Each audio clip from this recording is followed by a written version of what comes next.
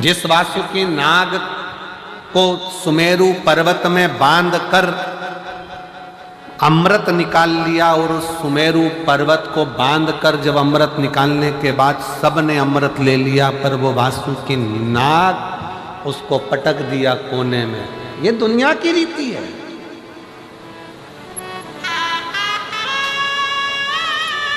मक्खन निकालने के बाद में रई और वो नेती, वो रस्सी हंडे में ही पड़ी रहती है, छाछ में ही मक्खन मक्खन लेकर लोग चले जाते, और वो मटके में रई भी पड़ी है और वो डोरी भी पड़ी है। तो उसी तरह वासुकी नाग को भी वो डोरी, जरा विचार करिएगा कि ये पर्वत, ये वासुकी नाग, और इससे जब मंथन हो रहा होगा, वासुकी नाग का शरीर पर्वत की चोटों से रक्त समुद्र में गिर रहा था, और वासुकी नाग के मुख से उफ नहीं निकल रहा था, उफ नहीं निकला।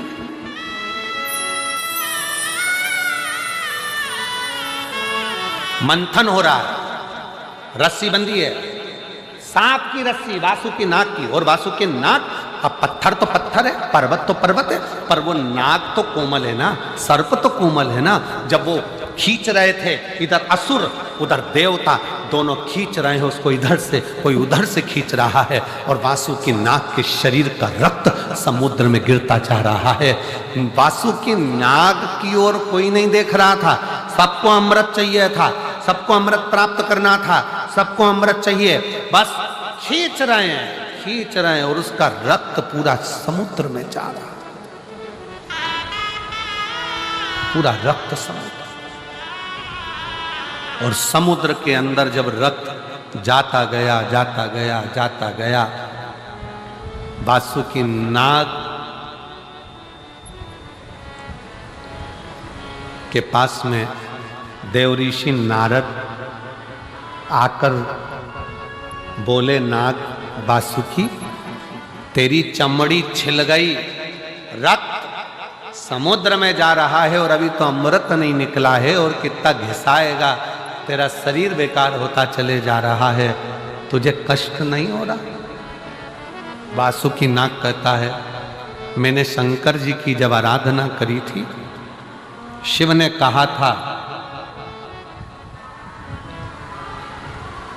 दुख आएगा, कष्ट आएगा, चिंता मत करना, आखिरी में शिव तुझे मिल जाएगा और जगत में पुजवा देगा। कौन सा सर्प है जो पुजाता है? भगवान नारायण जिस शेषनाग की सैया पर सोते हैं, वो सर्प की भी पूजन नहीं हो पाती। केवल एक सर्प है, वासुकी नाग, जो शंकर जी के गले में पड़ा हुआ है, और शिव की पूजन होती है। तो आज भी शिवपिंडी पर, शिवलिंग पर शाम को आरती में सर्प लगाया जाता है, वासुकी नाग लगाया जाता है, और उसकी भी पूजन करी जाती है कि ये जिसने अमृत दिया, लक्ष्मी दी, माणिक दिया, मोती दिया, सारा रतन दिया है उसने, और अपने आप को पूरा बर्बाद कर लिया उसने, पूरा सब कुछ दे दिया।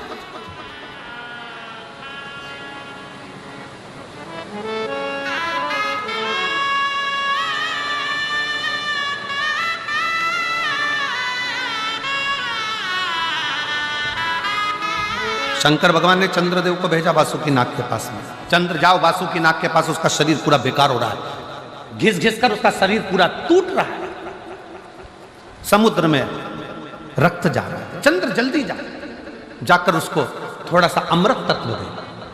चंद्र दौड़ कर गया, और जाकर चंद्र ने जैसे ही वासुकी नाग को देखा, देखकर वासुकी नाग को देखकर शंकर जी के पास आकर बोला, शिव जी, मुझे तो नहीं लगता कि वासुकी नाग बच पाएगा, वासुकी नाग की स्थिति बहुत गड़बड़ है, बहुत गड़बड़ है, बड़े से बड़ा रोग हो जाए, कैंसर जैसा रोग, थायराइड, बीपी, शुगर, ये वो सारे रोग, किडनी, लीवर, सब डॉक्टर भी कह दे कि ये बचना मुश्किल है, वही की वही चंद्रदेव ने कहा मुझे नहीं लगता कि वासुकी बच पाएगा, उसका शरीर बहुत बेकार हो गया, पूरा बेकार। शंकर भगवान कहते हैं चिंता मत कर चंद्र, देवताओं की दृष्टि अमृत कलश पर है, वासुकी नाग की दृष्टि मेरे चरण पर है और मेरी दृष्टि वासुकी नाग पर है। देवताओं की दृष्टि अमृत पर है, निकले अमृत, अमृत प्राप्त हो। जब पिता दुकान पर से आता है, ऑफिस में से आता है, बाहर गया है चंडीगढ़ दिल्ली और वहां से आता है, तो बच्चों की दृष्टि पिताजी के बैग पर रहती है, झोले पर रहती है कि पिताजी क्या लेकर आए। पत्नी की दृष्टि उसके चेहरे पर रहती है कि मेरा पिया कैसा लग रहा है, मेरा पति कैसा लग रहा है। और घर में एक बुजुर्ग माँ बाप होते हैं, उनकी दृष्टि बेटे के चेहरे पर नहीं, बैग पर नहीं, बेटे के पेट पर होती है कि मेरे बच्चे ने कुछ खाया कि नहीं खाया।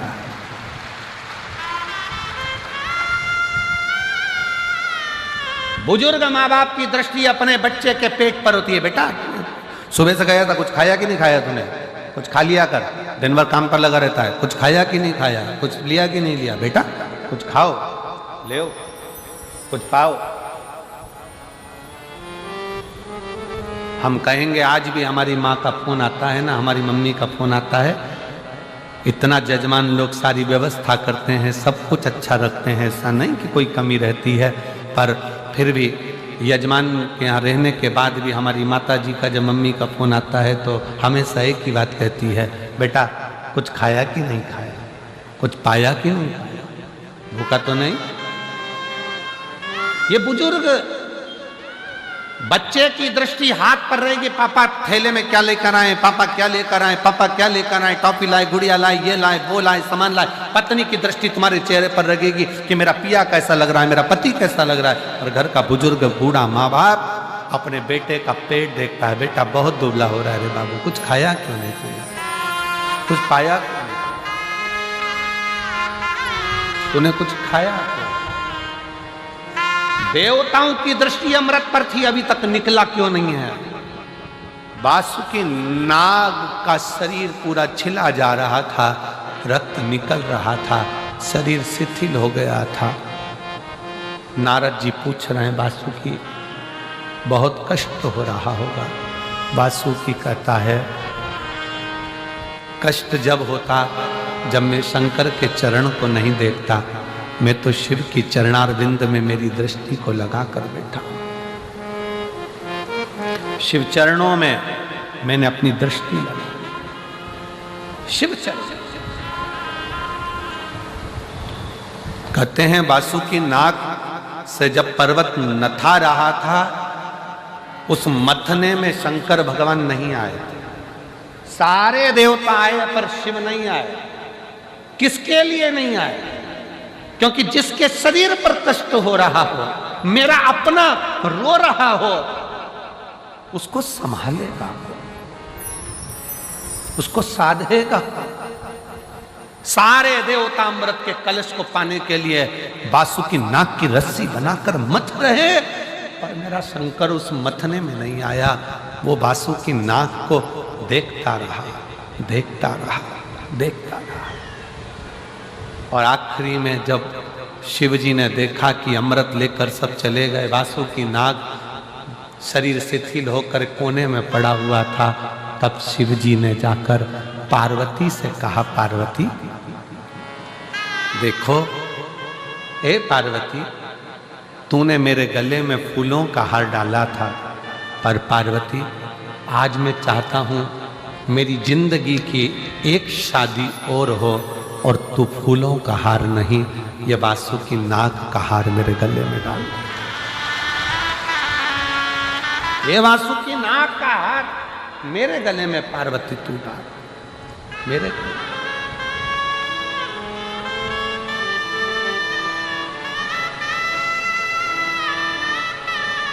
जैसे पार्वती जी ने वासु की नाक को उठाया है, वासु की नाक की आंख से जल बह रहा था।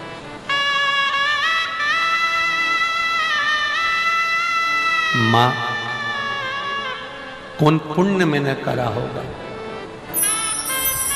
मैं तो चरण में रहने के लायक भी नहीं हूं, सांप हूं। लोग स्वप्न में भी सांप देखते हैं तो समझ में आता है कि काल आ रहा। मरे हुए मुर्दे को, अर्थी को देखते हैं तो खुशियां मनाते हैं कि मुर्दा दिख गया, मतलब कोई शुभ सगुन है। पर सांप दिखे तो भी लोग कहते हैं कि बेकार काल होता। मेरे जैसे जीव को मां तू हाथ में उठा, तू हाथ में। मां, मुझे केवल अकेले शंकर जी का चरण नहीं चाहिए, मां मुझे तेरा भी चरण चाहिए, तेरा भी चरण। वासुकी नाग ने जैसे ही कहा तो पार्वती जी की चेहरे पर थोड़ी सी मुस्कुराहट आई। वासुकी नाग को हाथ लगाकर मां ने कहा, अरे वासुकी, तो जिस शंकर के गले में बैठने जा रहा है ना, उस शंकर के दिल में मैं बसती हूं।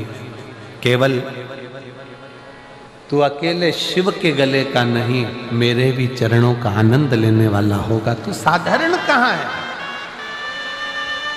मेरी जीजियों, जितने आस्था चैनल पर कथा श्रवण कर रहे हैं, जितने फेसबुक यूट्यूब पर कथा श्रवण कर रहे हो, जितने यहाँ पंडाल में बैठकर भटिंडा की भूमि पर पंजाब की धारा पर बैठकर कथा सुन रहे हो, जितना कष्ट मिले मिलने दो, तुम शंकर की शरणागति मत छोड़ना। वासुकी नाग शिव का चरण देखता रहा। तुम ये मान लेना, तकलीफ आए तो भी शिव के मंदिर जाओ, कष्ट आया तो भी शिव के मंदिर जाओ, एक लोटा जल चढ़ाते रहो, उसका चरण मत छोड़ना। तुम उसका चरण नहीं छोड़ोगे तो वो तुम्हारे ऊपर दृष्टि बनाकर एक दिन तुम्हें भी हार बनाकर उच्च पद पर